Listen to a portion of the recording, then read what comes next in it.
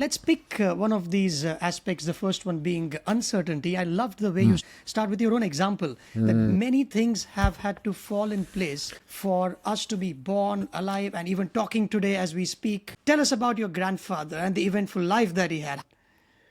Writing that first chapter has had a profound influence on me. It has changed my attitude to my existence. It really has. It's quite extraordinary, because I just wanted to tell a story about, maybe luck or chance in a life, and I chose my grandfather, who had the bad luck to be born just in time to join the First World War, and he had the terrible luck of having an awful job in 1918 as brigade gas officer in the Ypres salient after the Battle of Passchendaele, which is just about the worst place you could ever be.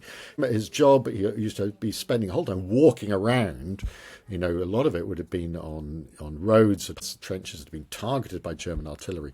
He had his life expectancy was minimal, and of course he got shelled, he got blown up, but he had the great luck of surviving and being put in as B2, declared B2, not fit for frontline duty anymore. So he survived the First World War by this fantastic bit of luck. And which, of course, if he hadn't, I wouldn't be here writing it.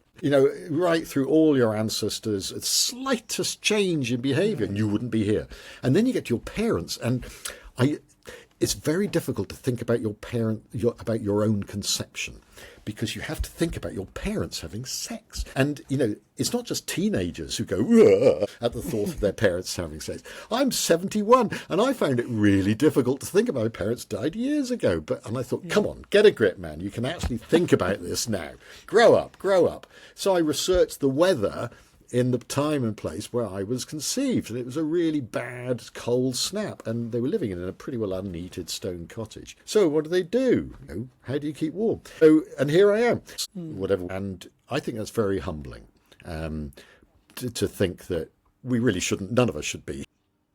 Yeah, and it just puts the whole thing in perspective, doesn't Yeah. it? Because Well, and asking, what's the purpose? Why am I on Earth? And everything. It's as ridiculous as asking, why did these lottery balls come out with these numbers? Well, they just did. And similarly, I think asking, why am I here? It's completely nonsensical. It makes no sense whatsoever. So it's changed my attitude to life completely.